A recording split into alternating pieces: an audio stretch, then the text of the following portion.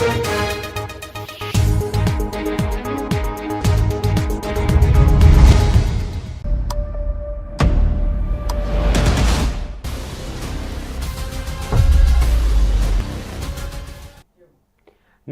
आप देख रहे हैं मिरर मीडिया। मैं हूं अनुपम कुमार। हमारे खास कार्यक्रम खबरनामा में आपका स्वागत है। बढ़ते हैं आज की सुर्खियों की ओर। बिहार में शपथ के बाद सियासत, आरजेडी ने नीतीश पर उच्चारण किया सूदियों को लेकर साधा निशाना।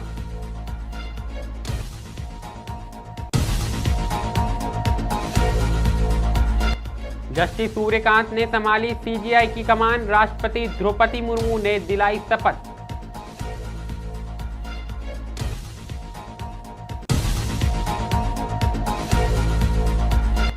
राज्यपाल से मिली विधायक मैथिली ठाकुर, सोशल मीडिया पर साझा की तस्वीरें।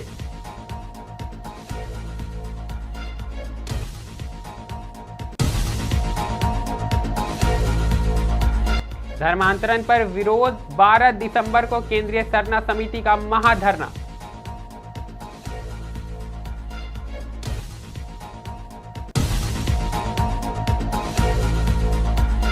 गया पुल अंडरपास का कार्य शुरू, सुचारू यातायात के लिए की गई घेराबंदी।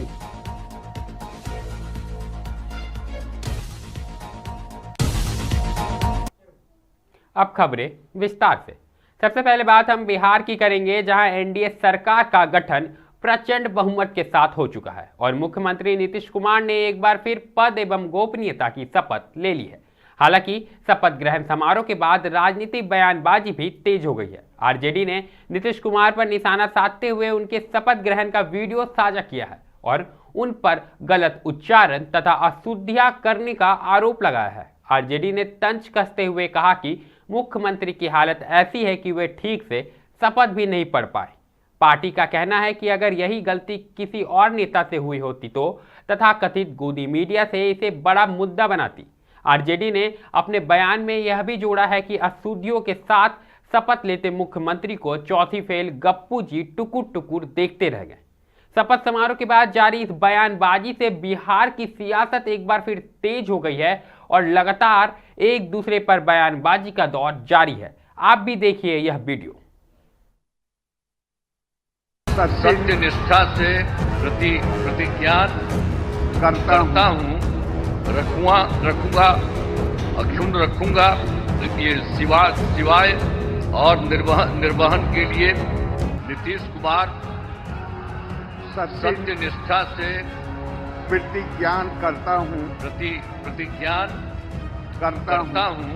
कि मैं विधि द्वारा स्थापित भारत के संविधान के प्रति सच्ची श्रद्धा और निष्ठा रखूंगा। मैं भारत की प्रभुता और अखंडता अक्षुण्ण रखूंगा। मैं बिहार राज्य के मुख्यमंत्री के रूप में व्यक्तियों को तब से ये सिवाय जबकि ऐसे मुख्यमंत्री के रूप में अनेक कर्तव्यों के सम्यक और निर्वहन के लिए ऐसा करना अपेक्षित। देश को नए मुख्य न्यायाधीश मिल गए हैं। जस्टिस सूर्यकांत ने सोमवार को भारत के 53वें चीफ जस्टिस ऑफ इंडिया के रूप में पदभार ग्रहण कर लिया है। राष्ट्रपति द्रौपदी मुर्मू ने उन्हें राष्ट्रपति भवन में आयोजित समारोह में पद की शपथ दिलाई। इस अवसर पर प्रधानमंत्री नरेंद्र मोदी, पूर्व सीजीआई बीआर गगोई, लोकसभा अध्यक्ष, केंद्रीय मंत्री और कई देशों के वरिष्ठ न्यायाधीश और जस्टिस सूर्यकांत के परिवारजन मौजूद रहे। आपको बता दें कि जस्टिस सूर्यकांत मई 2019 में सुप्रीम कोर्ट के जज नियुक्त हुए थे। अब सीजीआई के तौर पर उनका कार्यकाल लगभग 15 महीनों का रहेगा, जो 19 फरवरी 2027 को समाप्त होगा। 10 फरवरी 1962 को हरियाणा के हिसार में जन्मे सूर्यकांत राज्य से आने वाले हैं पहले मुख्य न्यायाधीश बने हैं। साधारण मध्यवर्गीय परिवार से निकलकर उन्होंने अपनी प्रतिभा के दम पर तेजी से पहचान बनाई। वर्ष 2000 में सिर्फ 38 वर्ष की उम्र में वह हरियाणा के एडवोकेट जनरल नियुक्त हुए। इसके बाद 2004 में पंजाब हरियाणा हाई कोर्ट और 2018 में हिमाचल प्रदेश हाई कोर्ट में जज के रूप में उनकी नियुक्ति हुई। देश की न्यायिक व्यवस्था में सुधार और पारदर्शिता को लेकर जस्टिस सूर्यकांत के दृष्टिकोण को बेहद ही महत्वपूर्ण माना जा रहा है। उनके नेतृत्व में न्यायपालिका में नई गति और नए सुधारों की उम्मीद जताई जा रही है।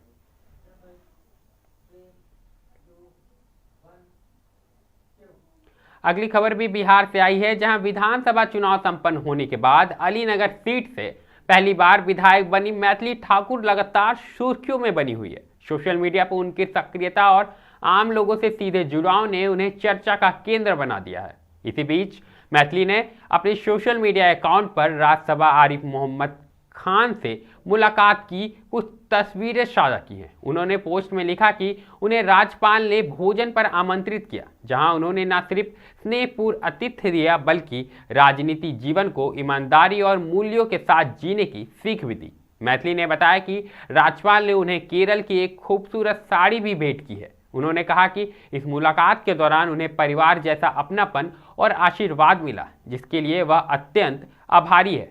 यह तस्वीर सोशल मीडिया पर तेजी से वायरल हो रही है और लोग उनकी सादगी, विनम्रता और सकारात्मकता छवि की सराहना कर रहे हैं।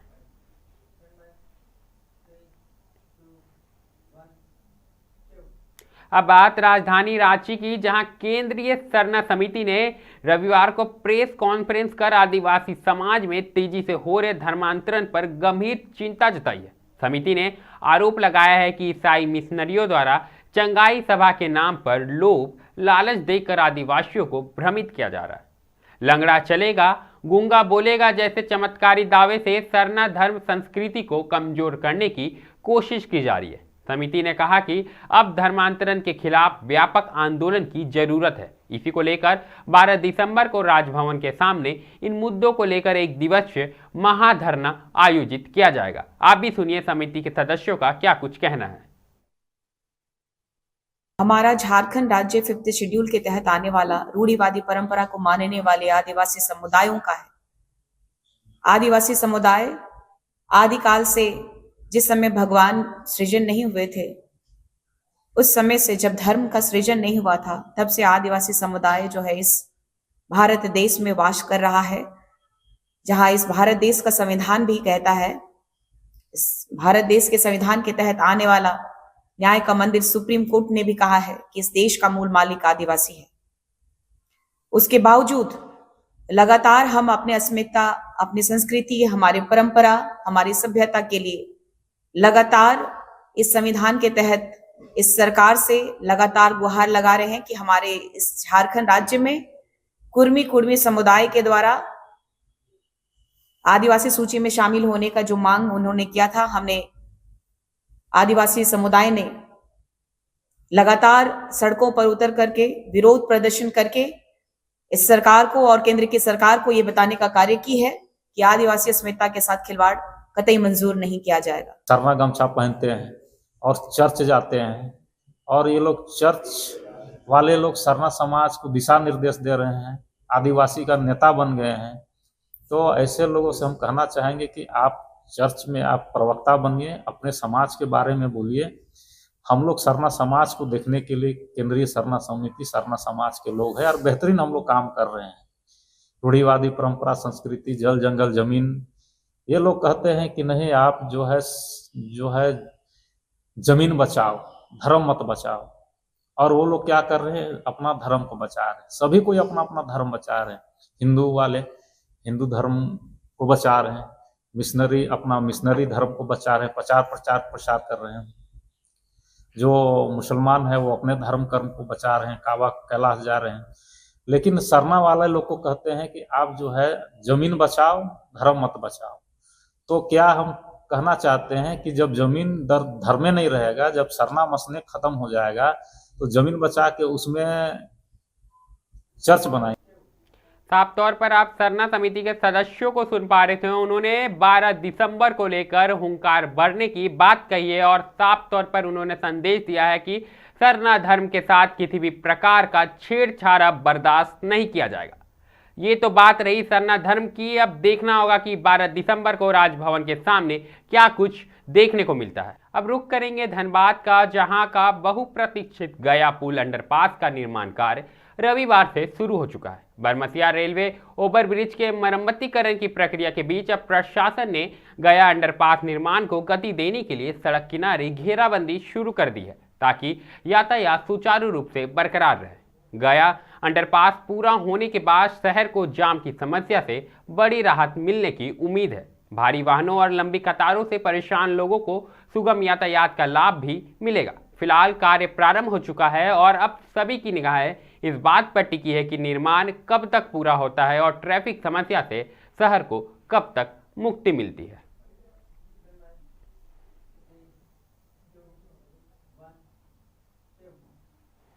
बेहतर भविष्य की तलाश में दुबई गए हजारीबाग जिले के विष्णुगढ़ निवासी दशरथ महतो की वतन वापसी हो चुकी है। दरअसल दशरथ महतो को बीते 6 सितंबर 2025 को दुबई में Sonakshi construction engineer group company में काम के दौरान आंख में गंभीर चोट लग गई थी। उन्होंने सोशल मीडिया के माध्यम से मदद की गुहार लगाई थी, जिसके बाद सरकार की मदद से कंपनी ने बकाया मजदूरों के साथ इलाज खर्च का आश्वासन देकर उनकी वापसी कर दी। घर पहुंचकर डॉक्टर से मिलने पर गंभीर स्थिति को देखते हुए उन्हें शंकर नेत्रालय चेन्नई या कोलकाता में इलाज कराने की सलाह दी गई। दशरथ महतो अपने परिवार के इकलौते कमाऊ सदस्य हैं। प्रभावी मजदूर के हित में काम करने वाली समाज सेवी सिकंदर अली ने दशरथ महतो से मुलाकात की और कहा कि हादसे के बाद कंपनी मदद नहीं करती, जिससे मजदूरों को परेशानी होती है। उन्होंने सरकार को प्रवासी मजदूरों की सुरक्षा को लेकर ठोस नीति बनाने की जरूरत पर जोर दिया है। कंपनी का नाम है सांसी कंपनी लिमिटेड। काम करते द्वारा मैं मेरा हाथ में चोट लगने से सूरत हॉस्पिटल में हमको इलाज चला। वहाँ से इलाज करते हुए डॉक्टर हमको लेके भेज दिया इंडिया। अभी आया हूँ मैं, अभी इंडिया में बोल रहा हूँ। अभी मैं डॉक्टर के पास गया था, रिपोर्ट दिखाया। देखने के बाद में डॉक्टर बोला कि फिर बाद में बताएंगे। उसके बाद मैं दूसरे डॉक्टर के पास गया, दूसरे डॉक्टर भी यही बताया कि मैं बाद में बताऊंगा। अभी सही से अभी जाँच हमको अभी कंफर्म। अगली खबर भी हजारीबाग जिले से ही आई है, जहां गांधी मैदान इन दिनों भारी उपेक्षा का शिकार बना हुआ है। दरअसल यहां डिज्नीलैंड मेला खत्म होने के बाद नगर निगम ने सफाई नहीं कराई, जिसके कारण मैदान में प्लास्टिक, खाद्य अवशेष, कचरा बिखरी पड़ी हुई है। मेले के दौरान बने गहरे गड्ढे अब भी खुले तौर पर पड़े हैं, जो कि खिलाड़ियों और बच्चों के लिए खतरा बने हुए हैं। स्थानीय लोगों ने कई बार शिकायत करने के बावजूद कार्रवाई न होने पर आसपास के युवाओं ने खुद सफाई अभियान शुरू कर दिया। टीमें बनाकर वे मैदान से कचरा इकट्ठा कर रहे हैं, लेकिन समूची सफाई अब भी नहीं हो सकी है। नागरिकों ने निगम से तत्काल कदम उठाकर मैदान को फिर से साफ और सुरक्षित बनाने की मांग की है। देखिए, सबसे पहली बात है कि ये न्यूज़ मैंने आप लोगों के माध्यम से देखी और देखिए अच्छा लगा कि कोई एक मीडिया हाउस आई है और इस बात को प्रखरता के साथ जनता के सामने रख रही है।